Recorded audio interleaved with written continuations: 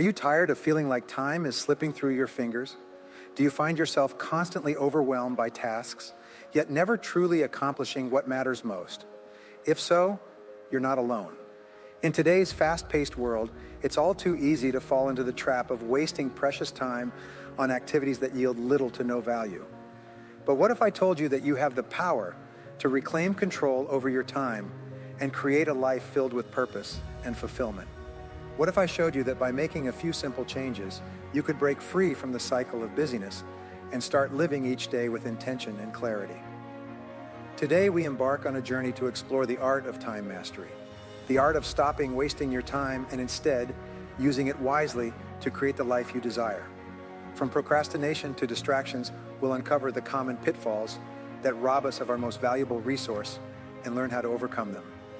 So, if you're ready to take back control of your time and unlock your full potential, join me as we discover the secrets to stopping wasting your time and start living with purpose, passion, and productivity. Everyone wants to be successful, and you achieve success by solving problems for other people. The bigger the problem, or the more often you solve it for more people, the more successful you'll be. You'll make more money. You'll be given more, you'll be happier, and so on. But you also succeed by solving problems for yourself. So, when faced with a setback or adversity, what you do is ask yourself, what can I do now? What is my next step? How can I solve this? What can I do more or less of? What should I start doing or stop doing? And the idea of simply giving up never occurs to you. That's off the table. The only thing being considered is how to deal with this, and you become intensely solution-oriented. I have taught complete half-day and full-day courses on how to learn problem-solving and decision-making. I have written books and audio programs about it because what we do in life from beginning to end is solve problems. If you look at your business card, you could take off any title it has and simply write problem solver, because your whole life, from dawn till dusk, you'll be solving problems. Small problems like running out of toothpaste at home, and big problems like a client canceling an order, among others. You spend your time solving problems and making decisions. The better you become at this, to the point where it becomes an automatic response, people will start coming to you and saying, look, I've got this problem, and you seem to solve problems as well. What can we do? So you ask questions. What exactly is the problem? How did it happen? When did it happen? Where did it happen? Who does it affect? What are the different solutions we can consider? And so on. I teach this all the time so that people, instead of reacting to a problem with anger or disappointment, respond constructively. They say, wait a minute, whatever it is, I can solve it. I just have to find a way to fix it. And soon it becomes automatic. They inhale, exhale, solve the problem, and it never occurs to them that they can't do it. It's just a matter of time. Many solutions don't work. Sometimes you'll have solutions that don't work at all, that are very costly or even fatal, and there's not much you can do about those things. But in general, most things can be resolved. I come from a poor background. My parents never had money. They were hard workers. My father was a carpenter, and my mother was a nurse. I left school without graduating and worked in manual jobs for several years. Then I got into sales when I couldn't find a manual job anymore, like most people in sales nowadays. And then I started asking myself a question that changed my life. And the question is, why are some people more successful than others? Why does this happen? I looked around and saw people who were 23 or 24 years younger than me, who were doing better than me, and they weren't smarter than me. Some of them were even less intelligent. One of the things I say is that nothing will infuriate you more than seeing someone who is less intelligent than you doing better. You wonder, how can this idiot be doing so well? And I started asking this question in sales. I began to ask myself, why are some salespeople more successful than others? And I did something that very few people do. I later found out that I went to the top salespeople and asked them why they were so successful, and they told me what they were doing. I did it and sold more. So people asked, how come you're making so many sales? So I told them, and they did it, and their sales went up. When I got into the business world, I asked managers, how do you run a business like this? How do you organize it? And they told me, and I did it. Therefore, one of the greatest principles of success you'll find is learning from the experts, learning from people who are already demonstrating the results you want to achieve. Read their books, listen to their programs, attend their courses, learn from them, and always they will tell you, you can save yourself years of hard work just by learning from people who have already learned it themselves. My favorite word in life is clarity. The clearer you are about what you're trying to achieve, the faster you'll reach it. In fact, people with clear goals and plans and written ones with priorities achieve 10 times more in life than those without them. It's very simple. It's the 10 times factor.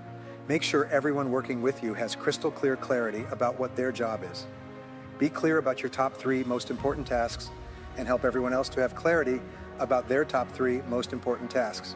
This way, everyone will always be working on the 3 most important things they can do and hire other people who can perform the task at a lower cost than your top people to free them up from small tasks so they can do the things that contribute most to your overall goals. That's the leader's task. Decide on your goals and your most important goal, and then each day start your day with a list. The best time to make a list is the night before, because when you make a list the night before for the next morning, all kinds of ideas for the list occur to you. It's like goals for the day. Then you look at your list and say, if I could only do one thing on this list, what activity, what task would I want to make sure I completed before leaving town? For a month, that becomes your most important task of the day. Now, the concept of eating the frog comes from a story where they say that if the first thing you do in the morning is to eat a live frog, you'll have the satisfaction of going through the day knowing that probably the worst thing that could happen to you is eating a live frog. And the 2 corollaries of this principle are, if you have to eat 2 frogs, eat the ugliest one first. Now, the frog is your biggest task. It's the one you're most likely to procrastinate on. It's also the one that will have the biggest positive impact on your career if you do it now. So if you have 2 really important tasks, do the most important one first. We say do the worst first, do the biggest first. And the second corollary is that if you have to eat a frog anyway, it's not worth sitting and looking at it for too long. So what you do is you start with that task. When I've given this talk in corporations, they often come out and make bronze frogs for all their executives. The bronze frog is placed on the executive's desk, and when they get to work, the first thing they see is the frog. Or they place it on top of the plant, the first thing they see is the frog, and it reminds them to start and do the worst first, the task that has the biggest ramifications first. Then you discipline yourself to work focused on that task, no matter what happens. If you get distracted, you return to the task, like a gyroscope returning to center. You stay on that task because you've decided that everything else is a relative waste of time compared to this task. It doesn't mean it's a waste of time, but in relation to this task, everything else is secondary or worse. If you can do that and develop the habit of doing it, you'll double your productivity on the first day, and it will keep increasing for the rest of your career. You'll be so productive, you'll get more responsibilities, more opportunities. But here's the wonderful thing. Everyone wants to feel like winners. So how do you get the feeling of winning? Simple answer, you win. Well, how do you win? Well, you cross the finish line first. Now, fortunately, in life, what successful people do, and I learned this after many years, is so important. They set goals for themselves that they can't cross. So if you complete a task of some value, it's like winning a little, and you feel like a winner. You start, you work, you complete the task. Even if all you do is wash your car and clean the interior, you step back, you feel happy because when your brain releases endorphins, and endorphins are called nature's happy drug, and they make you feel happy. Your self-esteem goes up. Your self-confidence increases, and you feel happier and friendlier. You're actually a more charming person, believe it or not. When you set up a task and complete it, you feel like a winner, your endorphins go up, your self-esteem improves, and your self-confidence increases. Now, if you have a to-do list and choose to do your most important task and complete it, you experience an emotion called endorphin rush. Your brain releases endorphins that flood your system and make you feel euphoric. You almost laugh out loud. You're happy. Your heart rate goes up, you're smiling. Sometimes you stay and work late into the night to complete a task, and you do it at 2 or 3 in the morning, even though you should be exhausted. You're happy, you can't sleep. You walk around, watch TV because you feel great. So what winners do is recreate this feeling over and over until it becomes a habit. They recreate this feeling over and over until it becomes a positive addiction. Now, positive addiction is a very interesting topic. You can develop a negative addiction to an illegal drug, or you can develop a positive addiction to endorphins. Positive addictions are fueled by setting and completing important tasks, tasks that play a significant role in your life. Some say you don't lose your spontaneity if you're always working on the main tasks. You're not happy all the time, and you're respected and appreciated by the people around you. You feel proud and have a positive self-image. People appreciate you and you earn more money. What's there to complain about? So, it's something very simple, and that's why the book transforms people's lives. It takes you from just being to being successful. Make a list, identify your most important task, start with that, and stick with it until it's done. But world-class people have a much bigger vision of what's possible for them. One of the techniques I learned many years ago from an expert is called from X to 10X, which means imagining you could go from X, your current income, to 10 times X, 10 times your current income. And your first response to that is that it's completely absurd. There's no way I could increase my income 10 times, it's not possible. Then I'll ask the audience, is there any chance you could increase your income 10 times over your lifetime? Because there might be a chance of one, and everybody will say, well, maybe, one chance in 1,000. Then I'll say, how many people here, since you took your first job until now, have already doubled their income? All hands go up, tripled it, most hands, quadrupled it, many hands. I'll say, so you've already doubled and tripled your income. All you need to do now is to do the same thing you did to double and triple your income, and you'll double and triple it again. And then you'll have to increase your income 10 times. And there are people all over the world who earn 10 times more than you, and they're no better or smarter than you. And what this does is expand your thinking, because most of us start to develop narrow thinking around our current income and then adjust our lives, adjust our appetites, the restaurants we go to, the food we eat, the house we live in, the clothes we wear, the car we drive. We force our entire world to fit our current income, while successful people create a vision. Here's an interesting point. Peter Drucker said that if you don't have a vision of being a world leader when you start your business at your kitchen table, you probably won't ever be very successful. So if you're starting your business at a kitchen table, imagine you could be a world leader, and then ask the question, if I were the world leader in my field, how would I be different from today? How would my company be different from today? We were talking about Steve Jobs and Apple Computer. Steve Jobs and Steve Wozniak started in a garage with the idea of putting together parts and making a little Apple computer that people could have at home. Bill Gates of Microsoft started with the idea that if they could make it usable, you could have a PC on every desktop. Now, as we reflect on the visionary insights of leaders like Steve Jobs, we're reminded of the transformative power of taking that first bold step towards our aspirations. Jobs' audacious vision of a personal computer in every home revolutionized the way we live and work, despite initial skepticism from industry giants. Indeed, Jobs' relentless pursuit of innovation serves as a poignant reminder that greatness lies just beyond the confines of our comfort zones. As Brian Tracy aptly puts it, the first step is often the most daunting. It's the leap of faith that propels us out of familiar territory and into uncharted waters. Yet, it's precisely this willingness to embrace discomfort that paves the way for exponential growth and boundless possibilities. Like a chick breaking free from its shell, each step forward builds momentum, fueling our confidence, creativity, and resilience. So, as we embark on our own journey of personal and professional development, let us heed the wisdom of visionaries like Jobs and Tracy. Let us embrace the discomfort of the unknown and take that pivotal first step towards our dreams, knowing that it is the catalyst for unleashing our full potential and reshaping our reality. And this is what sets successful people apart. They have a great idea of what is possible, and then they take the first step. When I started studying self-made millionaires in my 30s, because I realized that I had always wanted to be a millionaire but had never studied them, 8% of self-made millionaires, when asked how they became millionaires with all the competition, said hard work. Hard work is the most important thing, they said.